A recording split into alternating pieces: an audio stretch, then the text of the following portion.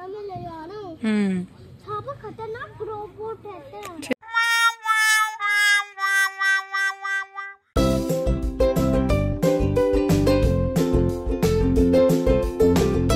Hello everyone, good morning, welcome back to my new vlog. तो आज के blog की स्टार्टिंग कर रही हूँ मैं सुबह 5:30 बजे से और अभी लगा रही हूँ मैं झाड़ू। लेकिन झाड़ू लगाने से पहले इधर उधर जो सामान रखा हुआ है उसको उठा के रखूँगी एक साइड, सब चीज़ों को समेटूँगी। अभी एसी का पाइप विंडो से बाहर निकल के आता है तो उससे पानी आता है ना, तो वहाँ पर बाल्टी या कुछ टब वगैरह रख देते हैं हम, तो उसका पानी रिता का कर दिया है मैंने खाली। अभी लग गई हूँ झाड़ू लगाने के लिए, लेकिन उससे पहले झाड़ने लग गई गेट, क्योंकि थोड़ी बहुत ना डस्ट सी दिखने लगती है तो मैं झाड़ देती हूँ ऐसी झाड़ू से ही, और अगर ज़्यादा हो जाती है तो कपड़े से साफ़ करनी पड़ती है। वैसे तो डेली ही मेरा काम 5:30 बजे स्टार्ट हो जाता है, लेकिन आज थोड़ा जल्दी जल्दी हाथ चला रही हूँ, जल्दी जल्दी काम निपटा रही हूँ, क्योंकि मुझे जाना है कहीं बाहर। कहाँ जाना है उसके लिए आप बने रहिए मेरे साथ, आपको पता चल ही जाएगा कि कहाँ जाने वाली हूँ।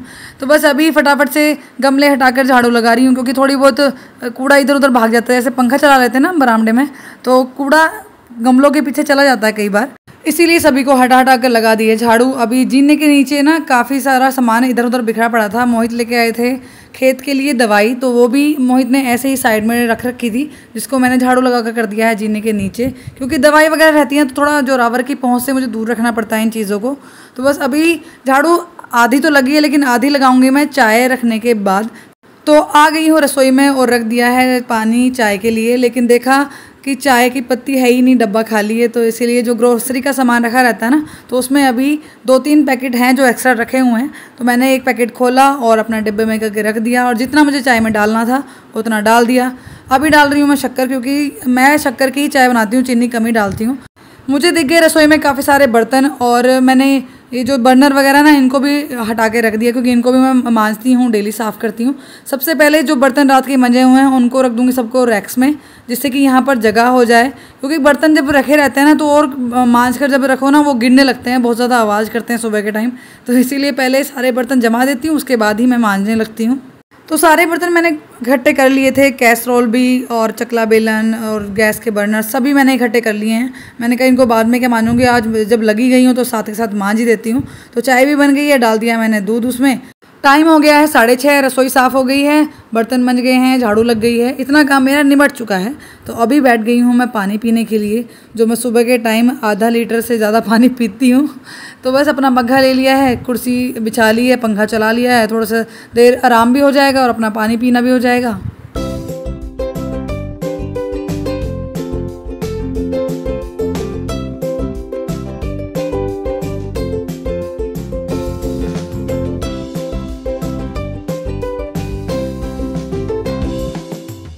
वैसे तो कहा जाता है कि पानी पीते टाइम ना ज़्यादा सोचना ही चाहिए, आराम से बड़े ध्यान से पानी पीना चाहिए, सिर्फ पानी पर ध्यान लगाकर। लेकिन मेरा ध्यान कहीं ना कहीं भटक ही जाता है, कभी दरवाज़ों पे चला जाता है, कभी पौधों पे चला जाता है कि ये कैसा हो रहा है, ख़राब तो नहीं हो रहा है, गेट पर थोड़ी सी धूल दिख रही है उसको भी साफ़ किया जाए। तो मतलब मैं चारों तरफ देखती रहती हूँ, निरीक्षण करती रहती हूँ कि कहाँ किस चीज़ की कमी है या क्या चीज़ ऐड हो सकती है। ये मेरी आदत है डेली करने की। पानी पीने के बाद मैं ले आई हूँ सब्जी काटने के लिए। सब्जी में आज बनाने वाली हूँ मैं करेले। दीदी भी मेरे पास आकर बैठ गई हैं। अब मैं करेले काट रही हूँ और दोनों बातें भी कर रहे हैं, तो टाइम पास भी हो जाएगा और काम भी हो जाएगा। करेले काट कर काफ़ी टाइम के लिए मैंने नमक लगा के छोड़ दिए थे। अभी करेले को धुल कर मैं करने लगी हूँ फ्राई, क्योंकि आपको पता ही है मैं फ्राई करके ही करेले बनाती हूँ। बहुत से लोग उबाल के भी बनाते हैं, मैंने 1-2 वीडियो देखी है कि बहुत सारी लेडीज़ बोलती है कि मैं उबाल के तब फ्राई करती हूँ। इससे अच्छा तो धुल के नमक लगा के उसको अच्छे से मुलायम करके धुल के ही फ्राई हो जाए तो ज़्यादा अच्छा है। क्योंकि मैं सोच रही थी कि जो लेडीज़ उबाल के करेले को बनाती हैं तो उस करेले में बचता ही क्या होगा, सिर्फ आप करेले के नाम पे वो छिलके ही खा रहे हो कटे हुए, क्योंकि उबलने के बाद तो सारे मिनरल्स विटामिन सब निकल रहे हैं उसके अंदर से। मैंने कहा चलो कोई बात नहीं, सबका अपना अपना तरीका है। तो बस मैंने करेले सारे फ्राई कर लिए हैं, निकाल लिए हैं कढ़ाई के बाहर। अभी डाल दूँगी मैं इसमें प्याज, जो मैंने मोटी मोटी काटी है। करेले में मैं बहुत बारीक प्याज नहीं डालती हूँ, थोड़ा मोटा मोटा ही रखती हूँ, जिससे कि पता चले कि हाँ प्याज डली हुई है करेले में। जब तक प्याज भून रही है तब तक मैं गूंद लूँगी आटा, क्योंकि थाली बैठने से, थाली खड़े होने से कोई फ़ायदा नहीं है। वैसे ही मुझे जल्दी जल्दी काम निपटाना है, तो उधर प्याज भून रही है, इधर मैं आटा गूंद रही हूँ। आटा गूंदकर मैंने साइड कर दिया है। अभी प्याज भी भुन गई है तो मैंने उसमें डाल दिए हैं करेले, और करेले डालने के बाद मैं सारे मसाले डालूंगी इसमें। मैं ऊपर से ही मसाले डालती हूँ, ऐसा नहीं है कि मैं प्याज में भून दूंगी, क्योंकि प्याज में कई बार भूनने से मसाला जल जाता है, तो इसीलिए सारे डब्बे निकाल लिए हैं। सुबह चाय पत्ती नहीं थी, अभी नमक ख़त्म हो गया है, तो मैंने सोचा कि नमक बाद में निकालूंगी, पहले जितने और मसाले डालने, हल्दी, धनिया, लाल मिर्च पाउडर और पिसी हुई सौंफ डालती हूँ मैं, तो वो सब डाल दिए हैं। बाद में निकालूंगी नमक का पैकेट। मैंने कहा आज रसोई में काम करने लगी हूँ, जल्दी है मुझे, तो मुझे सारे डब्बे खाली मिल रहे हैं। पहले चाय पत्ती खाली मिली, अभी नमक खाली मिला। मैंने कहा चलो कोई नहीं, कितनी ही देर लगती है, तो बस ग्रोसरी के सामान में से निकाल लिया है मैंने नमक का पैकेट। उसको फटाफट से खोल कर दूंगी डब्बे में, क्योंकि ये डब्बा बड़ा है। पहले जो डब्बे थे ना वो छोटे थे, आधा ही पैकेट आता था उसमें, लेकिन इसमें पूरे का पूरा पैकेट हो जाता है खाली। तो ये अच्छी चीज़ है इसमें, क्योंकि मुझे वो आधा पैकेट बचा हुआ ना स्टोर करके रखना पड़ता था, उसको बांध के रखना पड़ता था। करेले हमारे सूख चुके हैं तो मैंने रख दिया उनको ढककर स्लो फ्लेम करके। अभी आ गई हूँ मैं कमरे में, क्योंकि मुझे करनी है अपने और जोरावर के कपड़ों पर प्रेस। मैं और जोरावर ही जाने वाले हैं जहाँ पर भी हम जाने वाले हैं, मोहित नहीं जा रहे हैं, क्योंकि मोहित को है कुछ खेत का काम। तो मैं यहाँ पर लगी हूँ प्रेस करने के लिए, तो देखा कि प्रेस की ना पूरी गुलझड़े बनी रखी हैं। जब से इसका वायर मैंने बड़ा कराया है ना, तब से मैं बहुत ज़्यादा परेशान रहती हूँ इस बात से। पहले छोटे वायर से परेशान थी, अब बड़े से रहती हूँ, क्योंकि मुझे जब भी प्रेस करनी पड़ती है ना, तब ये पूरी उलझी हुई मिलती है। मुझे पहले उसको खोलना पड़ता है, तब जाके प्रेस हो पाती है। तो अभी प्रेस तो मैंने लगा दी है, जोरावर को बिठा दूंगी पीछे, ताकि वो आगे ना आए, प्रेस के पास ना आए। दूध करके ले आई थी मैं उसके लिए, तो मैंने पकड़ा दिया उसके हाथ में दूध की मैं तब तक प्रेस कर रही हूँ, आप दूध फिनिश करो अपना, क्योंकि उसे भी पता है कि हमें जाना है, तो जल्दी ही काम करना पड़ेगा सारा। जोरावर आजकल अपने पसंद के कपड़े पहनने लगा है, तो मुझे बोल रहा है कि मैं अपनी पसंद के कपड़े पहन के जाऊँगा। आप मुझे बताओ मैंने कौन सा कपड़ा काफ़ी टाइम से नहीं पहना है। मैं टी शर्ट लेके आई इसकी, तो कहता है कि अच्छा इसमें से मैंने ये कब पहनी थी, ये कब पहनी थी। मैंने कहा ये तो आपने अभी पहनी थी, कुछ दिन पहले मम्मी घर गए थे, और ये जो मैं प्रेस कर रही हूँ ये अपने आपके बर्थडे पे पहनी थी। कह रहा ठीक है, तो यही पहन के जाऊँगा जो मैंने बर्थडे पे पहनी थी। तो बस करने लगी हूँ प्रेस। इसकी ये पैंट थोड़ी गीली थी, क्योंकि रात मैंने धुली थी, तो ये सूखी नहीं, इसलिए काफ़ी टाइम तक मुझे इस पर प्रेस करनी पड़ी, जिससे कि इसका जो नमी है वो सब निकल जाए। और आजकल जोरावर को जीन्स पहनने का बहुत ज़्यादा शौक चढ़ रहा है। इसको जब भी कपड़े पहनाओ ना स्कूल से आके, तो कुछ और नहीं पहनता है, कहता मुझे जीन्स पहननी है। मैंने कहा बेटा गर्मी हो रही है, क्यों जीन्स पहननी है? कह रहा नहीं मुझे तो जीन्स ही पहननी है। तो इसीलिए जीन्स पे प्रेस कर रही हूँ। और ये ब्लैक जीन्स तो इसको इतनी ज़्यादा पसंद है कि इसको मैं डेली भी पहना दूँ ना तो मना नहीं करता है। पर वो ये बच्चा है, बच्चा अपनी चीज़ों से अटैच रहता है, और उसको एक तरह से प्यार हो जाता है किसी चीज़ से, तो उसके पीछे पड़ा ही रहता है, जिससे जैसे कि जोरावर को इस जीन्स से हो चुका है। तो जोरावर के कपड़ों पर प्रेस हो चुकी है, कर दिया है मैंने उनको साइड। अभी निकाल लिया है मैंने अपना सूट। वैसे तो मैं हर कपड़े को आते ही जैसे पहन के कहीं जाऊंगी ना, थोड़ा सा हवा लगाकर तह करके रख देती हूँ, लेकिन प्रेस के बिना तो कोई कपड़ा चलता ही नहीं है, क्योंकि सलवटें सी भर जाती हैं। और आजकल तो कपड़े भी ऐसे आ रहे हैं, ये कुछ सिल्क प्लस कॉटन सा कपड़ा है, थोड़ा लटकना सा कपड़ा है, पता नहीं मुझे कौन सा कपड़ा है। ये थोड़ा ना रखते ही सलवटें भर जाती हैं, जिस पर प्रेस करनी बहुत ज़रूरी है। शलवार पर प्रेस हो चुकी है, अभी करने लगी हूँ सूट पर प्रेस। और सूट है मेरा सिल्क का, तो इसीलिए मैंने जो प्रेस होती है ना उसको ज़्यादा गर्म से स्लो कर लिया है, कम कर लिया है, ताकि ऐसा ना हो कि मैं तेज़ करके प्रेस करती रहूँ और ये कहीं से चिपक जाए बेचारा नया ही सूट। तो इसलिए मैंने बहुत मंदा कर लिया है प्रेस को। और वैसे भी सिल्क पर ज़्यादा तेज़ प्रेस चाहिए नहीं, बहुत ही हल्की सी प्रेस भी चल जाती है, बहुत ही नम सी।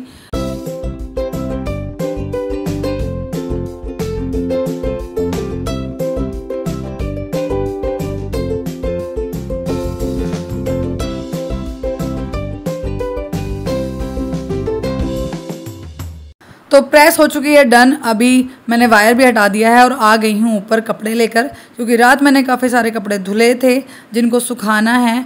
तो मैं दीदी को बोल रही थी कि आप अकेली सुखा लोगी या मैं चलूँ, क्योंकि उनसे अकेले से इतने कपड़े सूखते नहीं हैं।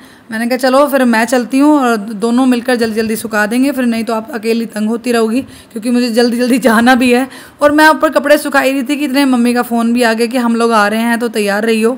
मैंने कहा मैं तो कपड़े सुखा रही हूँ, पर मैंने मम्मी को बताया नहीं कि मैं कपड़े सुखा रही हूँ। मैंने कहा हाँ मैं तैयार हूँ, आप लोग आ जाओ। यहाँ पर दीदी सुखा रही हैं दीवार पर कपड़े, मैं सुखा रही हूँ तार पर कपड़े। यहाँ पर दोनों दादी पोते लगे हुए हैं पौधों को पानी देने में।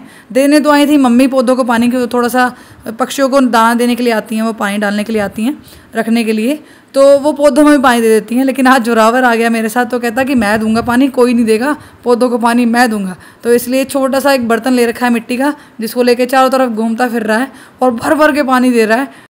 कपड़े इतने थे कि एक खाट, एक तार और दीवार भी कम पड़ गई, इसलिए दीदी ले आए दूसरी खाट। तो पहुंच गए हैं हम मेरी बुआ के घर पे। मेरी बुआ जी की सास हो चुकी हैं एक्सपायर, तो उनकी है आज 13वीं। तो बुआ जी ने सबको आज ही बुलाया है और घर पे नहीं बुलाया है, जहाँ पर बुआ जी के बेटे की शादी हुई थी ना, उसी मंडप में उन्होंने प्रोग्राम रखा है। और सबसे पहले हम आ चुके हैं, कोई भी यहाँ पर है नहीं, सिर्फ जेंट्स लोग बैठे हुए हैं। खतरनाक रोबोट है। ठीक है ठीक है। यहाँ पर रहते हैं खतरनाक रोबोट, देखो यहाँ पर। करीब आधे घंटे बाद सभी लोग आना शुरू हो गए और यहाँ पर इस तरह से बुजुर्ग को रोया जाता है। मतलब अगर कोई भगवान जी के पास चला जाता है तो उनको ऐसे रोया जाता है। यहाँ पर नाच गाना हो रहा है, गाना बजाना हो रहा है।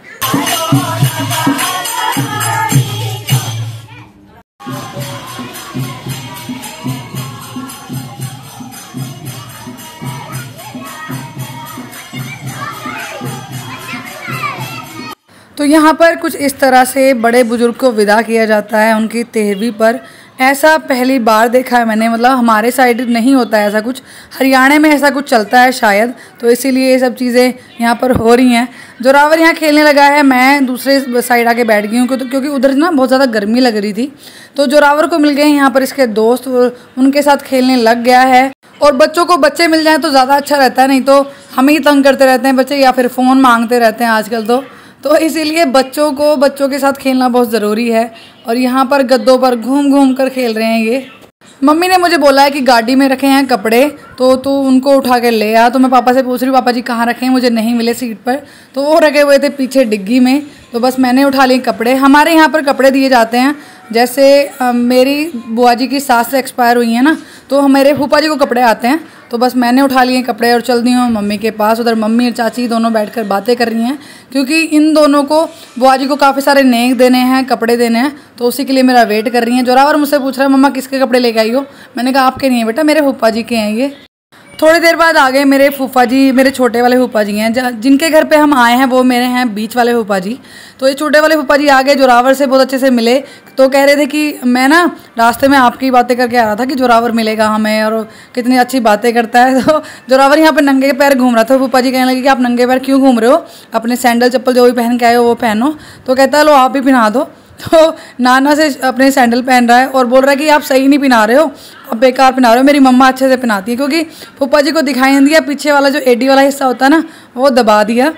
तो फूफा जी ने दोबारा से सैंडल निकाल ले तब पहनाए। पापा भी यहाँ पर साइड में खड़े हुए हैं, लेकिन पापा के हाथ से नहीं पहना, दूसरे नानों के हाथ से सैंडल पहन रहा है ये।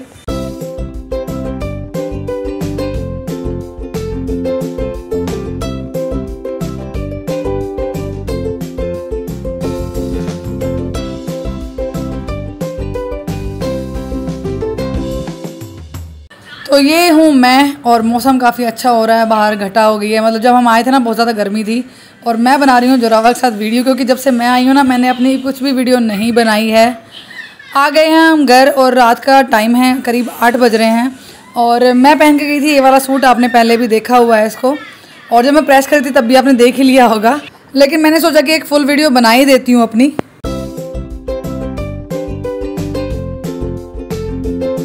हो गया है अगला दिन, मतलब आज का दिन।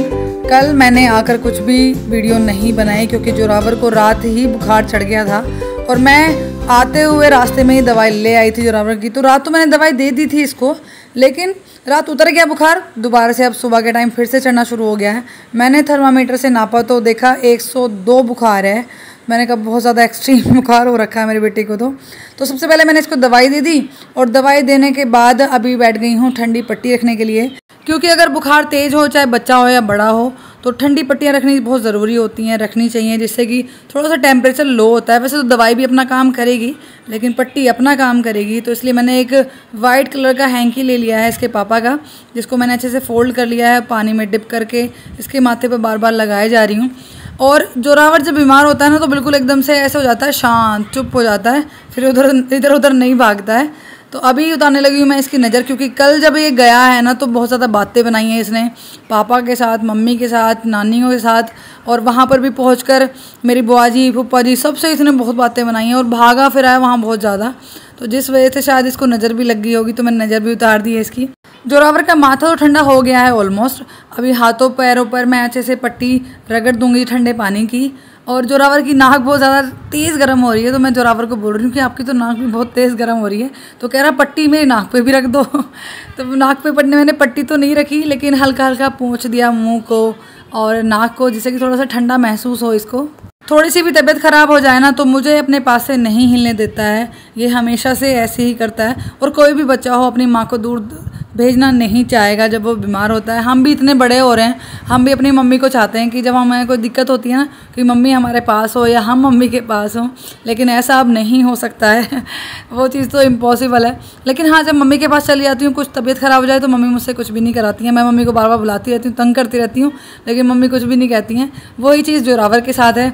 मैं सब्ज़ी छीलने लगी तो कहता मेरे पास आके बैठो, मेरे पास आके लेटो। मैंने कहा बेटा सुबह का टाइम है, लेट तो नहीं सकती हूँ, लेकिन हाँ आपके पास बैठ ज़रूर सकती हूँ मैं। अभी टाइम हो रहा है शाम के 6:30 और मैंने धुलाया है अभी सर, क्योंकि बहुत ज़्यादा ईचिंग सी खुजली सी हो रही थी।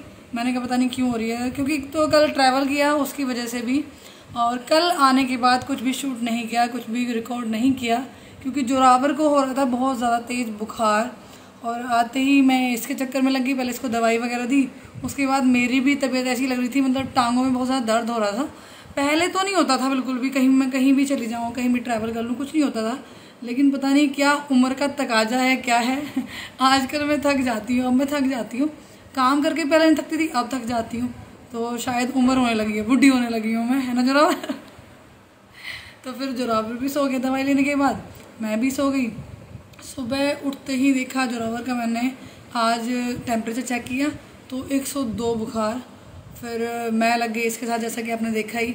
इसको दवाई दी, दवाई देने के बाद मैंने पानी की ठंडी पट्टियाँ रखी, तब जाके थोड़ा हल्का हुआ। दोपहर को फिर चढ़ गया था इसको। मतलब आज का पूरा दिन जोरावर के साथ ही चला गया मेरा, कि कभी काम में लग रही हूँ, कभी मैं जोरावर के साथ लग रही हूँ, जोरावर को दवाई दे रही हूँ, कभी पट्टियाँ रख रही हूँ। तो आज पूरा दिन ऐसे ही चला गया। मेरी बेटी आज नहाई भी नहीं है, डॉक्टर ने मना कर दिया था कि नहलाना नहीं है इसको, तो इसलिए मैंने इसको ना गिल्ला कपड़ा लेके, गिल्ला टॉवल करके उससे अच्छे से पूछ के पाउडर वगैरह लगा के कपड़े चेंज कर दिए। तो अभी थोड़ा सा रिलीफ है इसको। शाम को रात को फिर से दवाई दूंगी। दवाई दी थी मैंने इसको करीब 4:30 बजे। तो कल हम गए थे जहाँ पर, जैसा कि आपने देखा कितना कुछ हुआ वहाँ पर। मतलब पहली बार मेरा एक्सपीरियंस है इस तरह का। ऐसा नहीं, गलत बात, ऐसा एक्सपीरियंस आज तक नहीं हुआ, मैंने नहीं किया मैंने आज तक। पापा ही लेके गए थे, पापा ही छोड़ के गए यहाँ पर। मम्मी पापा चाची जोरावर हम सारे गए थे। गलत बात, क्योंकि मोहित को था कुछ काम तो मोहित नहीं जा पाए, तो इसलिए हम अपने नानों के साथ ही चले गए, है ना जोरावर। तो बस कुछ ऐसे रहे मेरे ये 2 दिन। कल का तो काफ़ी बिजी रहा और आज का बिजी रहा, लेकिन आज मैंने कुछ भी रिकॉर्ड नहीं किया, कुछ भी व्लॉग नहीं बनाया। लेकिन अब थोड़ा बेटर है जोरावर। बस स्कूल नहीं भेजा आज मैंने, हो सकता है कल भी ना भेजूँ, क्योंकि मम्मा ठीक हो। हाँ, जोरावर को बल्कि ये है कि मुझे स्कूल भेजो, मैं ठीक हो चुका हूँ। मैंने कहा नहीं बेटा ठीक नहीं हुए हो अभी। क्या होता है ना, बच्चे को हरारत हो जाती है, फिर थकान हो जाती है, थकान से फिर बुखार हो जाता है। वहाँ पर भी यही हुआ। ये वहाँ पर रुका नहीं, इधर उधर भागना, खेलना, कूदना, बहुत सारे बच्चे मिल गए इसको वहाँ पर। और दूसरी चीज़ वहाँ पर ना कोल्ड ड्रिंक थी, और मैंने जोरावर को मना किया बेटा कोल्ड ड्रिंक नहीं पीनी है। इसने कोल्ड ड्रिंक ज़िद करके मुझसे छुप छुपा के पी ली, उससे इसको दिक्कत हो गई। दूसरा गर्मी में भागा फिर, बहुत ज़्यादा गर्मी हो रही थी, उससे दिक्कत हुई। फिर एसी की गाड़ी में आगे बैठ के आए मैं और जोरावर, तो उसको सारा एसी की हवा लगी इसको, तो शायद उसी की वजह से सर्द गर्म होके ना इसको बुखार हो गया। पर कोई नहीं, अभी ठीक है। और कभी कभी हो जाता है ऐसे ही, और होना भी चाहिए, शरीर को पता होना चाहिए कि हाँ बुखार क्या चीज़ है। तो बस नहीं बेबी, ऐसे नहीं करते अच्छे बच्चे। आप अच्छे बच्चे हो ना अच्छे बच्चे। बस तो आप बात नहीं करोगे किसी से, कुछ कहोगे नहीं, बोलोगे नहीं गाइस। बस मैं ही व्लॉग बनाती रहा। तो बस इस व्लॉग को कर रही हूँ मैं यहीं पर एंड। मिलते हैं नेक्स्ट व्लॉग में, तब तक अपना ख्याल रखिए, हमें ऐसे ही सपोर्ट करते रहिए। वीडियो अच्छी लगी हो तो वीडियो को लाइक कीजिएगा, चैनल पर नए हो तो चैनल को सब्सक्राइब ज़रूर कर लीजिएगा, ताकि आपको हमारे आने वाली वीडियोस की नोटिफिकेशन मिलती रहे। Thanks for watching my video.